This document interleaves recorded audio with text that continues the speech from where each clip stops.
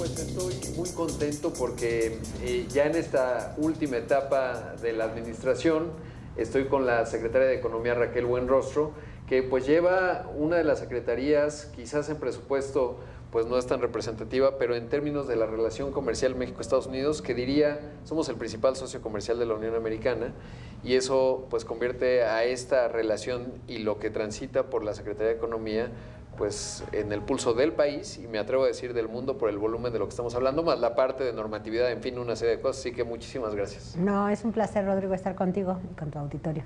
Y la verdad es que voy a comenzar directo al punto. ¿Cómo se ve hacia adelante? ¿Cómo se pasa la estafeta? Sobre todo porque hay varios asuntos. Tuvimos elecciones concurrentes y el 5 de noviembre México se va a enfrentar a un escenario que puede ser muy distinto. Donald Trump o Kamala Harris. Pero la relación es institucional. ¿Cuáles son esos elementos? Y voy al TEMEC, que tenemos el panel de resolución de controversias en materia de transgénicos y varios otros de consultas en energía y otros más. ¿Cuál es la estafeta que se entrega ahí? Y sobre todo, ¿cuál la recomendación?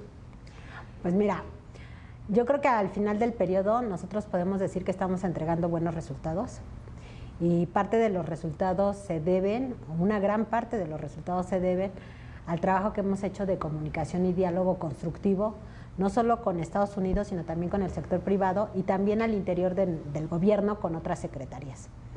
Entonces eso ha dado mucha confianza, mucha fortaleza, mucha credibilidad, y lo vemos en los deseos de inversión. Hace 2 años que llegamos, y hace 2 años que empezó a crecer también la inversión muchísimo, los anuncios de inversión más, y pues lo que yo creo es que se ha construido una relación sólida, no solo con los gobiernos de Estados Unidos y de Canadá, sino también con las empresas de Estados Unidos y Canadá, lo cual es muy importante porque el sector privado, digamos, de los 3 países, tiene los mismos intereses. Entonces, independientemente que sean el gobierno de los 3 países, pues sí tenemos una presión, digamos, o un interés particular del sector privado que tiene que funcionar. Y ellos van a ser como el eje en esta transición electoral, tanto de México como de Estados Unidos, porque ellos son los que continúan, ¿no? Los que han estado, están y van a estar. Claro, y es bien importante porque cuando usted asumió, pues hubo cambios muy fuertes, de repente había pues como algún escepticismo, pero la verdad es que ha sido extraordinario y íbamos a una relación muy contenciosa, estaba la embajadora Katherine Tai y la verdad es que se logró muy bien, porque pues no tuvimos ninguna gran explosión, digamos, en el marco del TEMEC, que eso me parece muy importante. ¿Cómo mantener, digamos, ese diálogo? Es el sector privado en una parte, pero sin duda el contacto de ambos gobiernos será fundamental. No sabemos con quién va a ser el interlocutor allá, pues están en elección también y eso le pone un componente, pero ¿cuál será, digamos, esa parte para mantener ese diálogo constructivo que se logró construir? Yo creo que, por ejemplo, un factor es que independientemente de quién represente a México, lo que nosotros tenemos que hacer como representantes de un país es representarlo con dignidad. Entonces, cuando tú te presentas con dignidad, con conocimiento técnico y con autoridad, te ganas el respeto de los otros países. Entonces, nosotros creemos que mucho del trabajo que hicimos fue, entre otras cosas, es prepararnos muy bien técnicamente, demostrar que somos solventes, que estamos al mismo nivel, y exigir nuestro lugar como país, porque somos un país importante, no somos la 12ª economía el día de hoy, no somos una economía menor. Entonces también nosotros tenemos que creérnosla y jugar nuestro papel de 12ª economía, pues tanto con Estados Unidos y con Canadá, y eso hace que ganes respeto. Entonces creo que un factor importante hacia Estados Unidos fue que nos ganamos su respeto y su reconocimiento de una manera con trabajo, con compromisos, con acuerdos y con cumplimiento de acuerdos. Entonces eso sí se tiene que seguir haciendo independientemente de quien llegue aquí a México. Entonces yo creo que una cuestión básica es representar al país con dignidad y con capacidad técnica y con autoridad. Y con eso tenemos una buena parte ganada. La otra, pues mira, si llega Trump, por ejemplo, que es uno de los candidatos en Estados Unidos, Trump es el papá del TEMEC. Entonces, conociendo a Trump, y lo ha dicho algunas veces al principio de la campaña, pues él ve al tratado como un buen logro suyo en su periodo.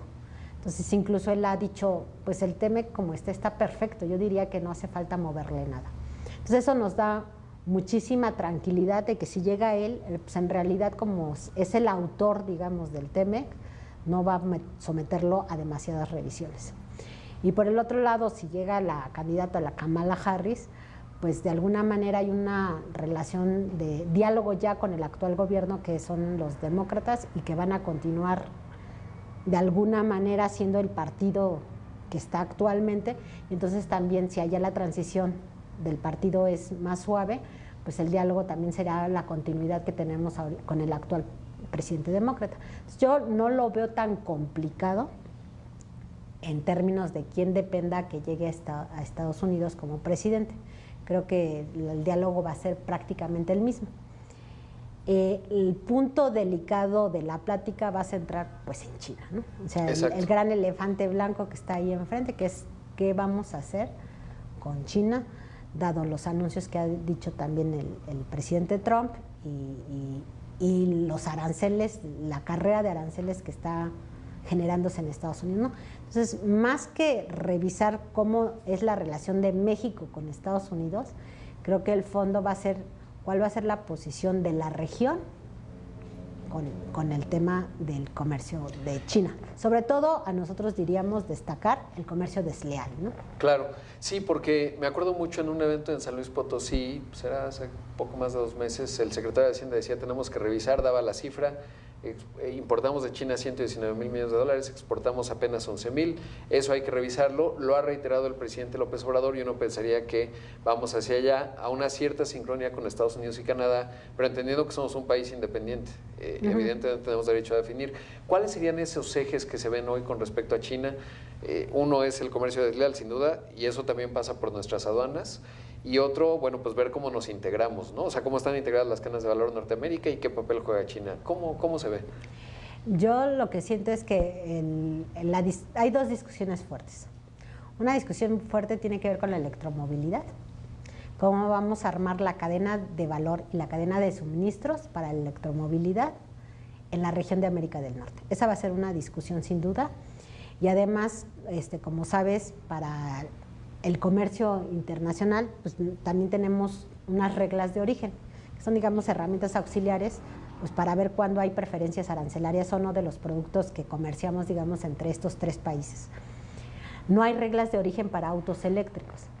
Entonces, pues tenemos que empezar desde generar y crear y discutir unas reglas de origen para autos eléctricos y estar de acuerdo los 3 países. Entonces va desde lo más básico, como unas reglas de origen, hasta una política de cómo desarrollar las cadenas de valor y las cadenas de suministro. Ese es un tema. Y el otro tema fuerte, yo creo que va a ser el tema de semiconductores o tecnologías, por el tema de semiconductores, pero por las implicaciones que hay, ¿no? Porque son tecnología de vanguardia, se utiliza absolutamente en todo, y Estados Unidos sabemos que es muy celoso de los temas de seguridad nacional, y entonces también ahí tienen unas alertas importantes el gobierno de Estados Unidos porque quiere mantener cierta seguridad nacional en su territorio y tiene que ver con quién hace qué chips y en dónde se ponen, digamos, ¿no? En qué aparatos se ponen, en qué marcas. Entonces ahí también habrá que tener algunas definiciones, aunque en semiconductores, como es una industria que se mueve un poco más lenta, son inversiones de más dinero y de más mediano plazo, la etapa de construcción y demás. Yo creo que eso se puede dar todavía más suavemente, pero sin duda es algo que está en el radar, ¿no? Claro, el otro día tuve la oportunidad de ir a un laboratorio donde prueban y los que traían en esa compañía ya de inteligencia artificial, pues vienen de Taiwán. Si eso se va a cambiar a la región Norteamérica, les faltan un montón de ingenieros y ahí México tiene un papel bien interesante. Sé que ha habido, y creo que lo hemos platicado cuando han venido Foxconn, etcétera, ya cosas se empiezan a hacer en México y naturalmente una parte importante de esa enorme cadena tendría que venir acá. Así es, y nosotros ahí sí estamos trabajando mucho, la verdad, llevamos desde que llegamos aquí a Economía. O sea, el secretario dijo lo de China ahorita, pero nosotros lo estamos trabajando desde el día 1 que llegamos. Nosotros visualizamos los semiconductores como un gran potencial para México y hemos trabajado mucho. Al día de hoy, por ejemplo, nosotros en México ya tenemos la carrera de semiconductores en varios institutos tecnológicos nacionales. Los programas de semiconductores se están revisando con el sector privado. logramos vincular al sector privado con los centros públicos de investigación y los centros públicos de investigación a su vez también con las universidades y con tanto a nivel superior como a nivel media superior. Se están corrigiendo los programas de estudio desde la media superior. Entonces ya llevamos un trabajo de mucha alineación desde la media superior, la superior, los centros de investigación y además armonizado con las necesidades del sector privado. Y todo esto que logramos conjuntar, digamos, a nivel nacional, lo llevamos y lo promovimos en el extranjero, al grado que Estados Unidos compró todo lo que estábamos haciendo. Tenemos muchos ingenieros, tenemos más ingenieros que Brasil, a pesar de que nuestro país es más pequeño, y tenemos más ingenieros que Alemania, que es el país por excelencia de ingenieros. Y no solo eso, nuestros ingenieros están a la altura de cualquier ingeniero del mundo. Entonces, todo eso fue primero ponerlo a la vista, darle visibilidad al talento que existe en México y además decirles que tenemos una estrategia. Llevamos más de un año trabajando en eso hasta que finalmente en noviembre del año pasado Estados Unidos, en un diálogo económico de alto nivel, aceptó y reconoció el potencial que tiene México. Incluso pues un poco que ellos entendieran, no era para que tuviéramos nada más ponencia, sino para que también nos ayudaran con incentivos económicos, porque ellos tienen más recursos que México, que nos ayudaran con incentivos económicos para incentivar el desarrollo, pero del lado mexicano. Y eso en noviembre del año pasado dijeron que lo veían bien. Estamos esperando nada más un estudio que realizó la OECD de todos los países donde fuera de Asia se podían desarrollar los semiconductores. Tenemos adelantos nos han dado adelantos de lo que va a presentar la OECD, pero parece que nosotros somos el país favorito, que no es Estados Unidos, digamos, y que no es Asia. Exacto. Para entrar en semiconductores en próximos días. Ya el estudio ya está terminado, ya está el borrador, digamos, y ya nada más falta la publicación oficial por parte de la OECD. Ese estudio, de alguna manera, lo mandó a hacer Estados Unidos con fondos del fondo ITSI, que es uno de los fondos que existen para el desarrollo de los chips, de su ley de chips. Y entonces, con este estudio ellos van a justificar, y esa era la pretensión, al menos del gobierno, digamos, demócrata, generar incentivos para que en México se desarrollaran semiconductores. Entonces yo creo que vamos bastante bien. Ya es el resultado de un año y apenas hace unos días estuvo aquí un evento de semiconductores donde también participó State de Estados Unidos para dialogar y para ver que el potencial después de Estados Unidos, que en Estados Unidos se puede centrar a lo mejor la fabricación, que resulta más cara, digamos, la producción y además de más vanguardia, pero nosotros todo el resto de la cadena lo podemos hacer sin ningún problema en México, incluso la fabricación de lo que le llaman chips legados, que son no de vanguardia, pero de las generaciones anteriores los podemos hacer. Entonces sí se está trabajando mucho en eso y trabajamos pues con Intel, con Skyworks, con Foxconn, con muchas empresas que están viendo a México con un gran potencial y que ya incluso están en tratos de alianzas estratégicas para hacer crecer la producción en México. Claro, el otro día veía empaque y a lo mejor alguien que nos ve piensa el empaque ponerlo en cajitas. No, hay todo un trámite, digamos, para hacerles pruebas a estas cosas, dejarlos ya listos, ponerlos en un metal y entonces ya integrarlos a los servidores de inteligencia artificial. Y ese es el empaque, y ahí México, tengo entendido, es bastante atractivo porque pues no te alcanza el dinero, digamos, si estás trayendo de Asia acá, pues lo necesitas. Y en electromovilidad lo mismo, ¿no? Ahora, ¿cómo ha sido en la Secretaría de Economía? Ahora se publicaba que pues alguna empresa grande china está presionando fuerte diciendo, denme incentivos porque se acaba ahora pues digamos, empezamos a cobrar este arancel que está entre 20 y 30% a la importación de autos chinos que no se había aplicado, y dicen, pues ayúdenme con eso y pongo la planta. ¿Cómo es manejar esa gestión, digamos, de estos intereses muy concretos que quieren sacar lo más que pueden del Estado mexicano y al mismo tiempo nosotros que venga inversión y que generen empleos? Yo creo que ahorita tenemos que aprovechar la posición de México. O sea, hay países que desafortunadamente no tienen las condiciones que tiene México, y a lo mejor ellos, para atraer una fuente de empleo a su región, a su país, necesitan generar incentivos para que la empresa tenga una motivación de instalarse ahí y eso le resulte atractivo, porque el incentivo lo que hace es compensar parte de su rentabilidad, la sustituye y entonces ya piensa en poner ahí una planta. Pero el caso de México no es así. Y eso lo hemos platicado con muchos inversionistas, incluso muchos inversionistas nos lo dicen. O sea, nosotros no necesitamos incentivos en México. O sea, México el día de hoy tiene una estabilidad económica, tiene la cercanía con Estados Unidos, tiene los recursos humanos.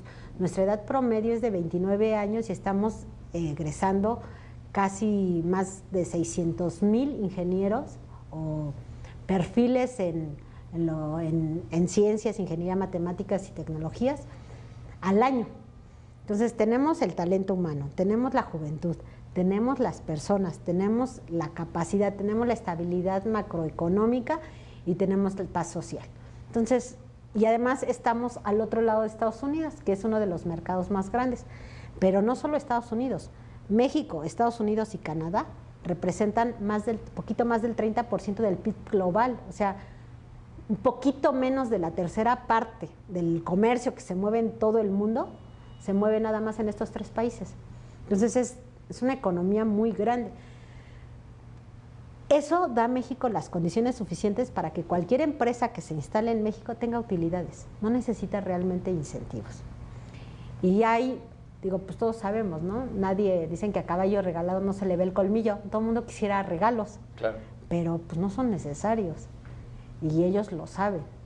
Entonces, la verdad es que por más que amenacen y digan, no se van a ir porque no les conviene. Y ahora, y ahí hay un componente, hemos visto muchas expresiones de organizaciones, bueno, de acá, pero también muchas de Estados Unidos, particularmente Europa, no ha hecho tanto ruido con respecto, obviamente, a la reforma del Poder Judicial. Porque me acuerdo mucho que hemos tenido algunas conversaciones y, por ejemplo, en la reforma energética, pues decíamos, pues no hay sustancia. ¿Por qué? Porque están amparadas y luego se declaró inconstitucional esa reforma. Y entonces las empresas decían, bueno, pues tuve el recurso. Ahora ya no está tan claro, hay que ver exactamente la legislación secundaria, pero ese ha sido uno de los focos rojos, digamos, por lo menos que han levantado muchas organizaciones allá. ¿Cómo se ve y qué ha llegado al escritorio de la Secretaría de Economía en términos de eso? Sí. En el caso de la reforma judicial yo veo como 2 voces, digamos, que se levantan. Una voz es la del gobierno norteamericano o de Estados Unidos principalmente, a veces Canadá también se suma. En el caso de Estados Unidos yo lo veo que es un tema más bien político. O sea, ellos en noviembre tienen elecciones y parte del debate que traen las 2 posiciones entre demócratas y republicanos pareciera que es saber quién se corre más a la derecha. Entonces sí, la discusión fuerte en Estados Unidos es como se están peleando quién gana la discusión de correrse a la derecha, y en esa corrida a la derecha, digo, el presidente lo explicó muy coloquialmente, dijo, pues toman a México como piñata, ¿no? Nos toman como piñata porque en lugar de generar pleitos o discusiones de fondo dentro de su país, utilizan como pretexto cualquier situación en México para pelearse entre ellos diciendo que el problema está afuera, que es una particularidad que ha caracterizado a Estados Unidos y en su forma de ser política pues de toda la vida, porque siempre están opinando sobre lo que hacen los demás países para no discutir lo suyo, ¿no? Entonces, esa parte yo la veo muy política. La parte que emiten los senadores, el Congreso, el mismo gobierno, pienso que es una posición política y que obedece al periodo electoral que está viviendo Estados Unidos, donde lo que nosotros vemos que es que los 2 competidores están muy cercanos, ¿no? No está muy claro quién pueda resultar ganador. Claro, sí, no sabemos. Y entonces la lucha es dura, pero yo creo que obedece más a una posición política. El tema de las voces, digamos, del sector privado, yo creo que es a veces más la voz del sector privado de México que del extranjero. Es lo que yo siento aquí en economía. Cuando tú platicas con las empresas globales, o no, yo todavía tengo reuniones con ellos de seguimiento de varias proyecciones de inversión que tienen y demás, lo primero que te dicen es, nosotros no pensamos mover nuestra inversión, nosotros queremos seguir invirtiendo, es más, el plan lo vamos cumpliendo conforme lo habíamos platicado la primera vez, ya nos autorizaron esto, ya nos autorizaron aquello, ya estamos comprando aquí, ya estamos comprando allá, la inversión sigue y además ahora sigue más, porque como estamos invirtiendo y vamos cumpliendo con los programas, nos permitieron aumentar pues, las líneas de producción, aumentar los modelos o aumentar lo que sea, ¿no? Dependiendo del tipo de empresa. Pero yo veo que las empresas globales van cumpliendo sus programas conforme lo habían anunciado hace 2 años y aparte están algunas incluso incrementando las inversiones, ¿no? Microsoft, por ejemplo, sí, acaba de anunciar, él había dicho que iba a tener una inversión mucho menor, dijo, oye, no, ya lo pensamos, va a ser mucho mayor y entonces vamos a hacer anuncios públicos. Pues Amazon ha invertido mucho, los centros de datos. Hay muchas empresas que empezaron a aumentar incluso las inversiones. Entonces ellos dicen, nosotros no vamos a parar, pero sí tenemos dudas. Pero sus dudas son muy concretas. Sus dudas son, por ejemplo, cuando cambie y aprueben la reforma judicial, ¿qué va a pasar con los casos que están en la tubería, por así decirlo, ¿no? Lo que está en el tubo, que está en proceso. ¿Qué va a pasar con todo lo que está en proceso? No, pues tiene que haber una transición, tiene que ser ordenada, tiene que haber leyes secundarias y en las leyes secundarias se tiene que establecer qué va a pasar con eso y además las leyes en México no se aplican retroactivamente. Entonces, todo lo que esté en el proceso le va a aplicar la ley que en su momento existió y solo lo nuevo le aplica lo nuevo. Entonces hay muchas cosas que con eso se quedan tranquilos, ¿no? Entonces digo, tú no puedes quitar todos los procesos de un día para otro, tiene que haber una transición. Entonces no va a ser retroactivo, no va a ser. Y con eso nada más, a veces las empresas se quedan tranquilas y dicen, bueno, vamos a estar pendientes cuando salgan las leyes secundarias. Yo eso es lo que noto en los extranjeros, la verdad. Aquí luego los nacionales, pues digo, es también natural. Es natural también que haya más discusión a nivel nacional porque no solo son empresas, sino también son mexicanos. Es como mexicanos, pues, todos tenemos una idea de lo que debe ser nuestro país y una ideología a la mejor. Entonces ya obedece también a sentires personales de los participantes, porque aquí vivimos, ¿no? Exacto, sí, lo que hay en Estados Unidos sí no me importa mucho, pero no tanto, ¿no? Como lo que pasa acá. Y los extranjeros no, los extranjeros son muy pragmáticos, ellos nada más ven si va a tener un impacto económico o no, y lo que ellos aprecian hasta ahorita es que no hay tal hasta que no vean las leyes secundarias. Y entonces dicen, nosotros estamos pendientes de las leyes secundarias y nada más vamos a mantenernos cerca. Y ya.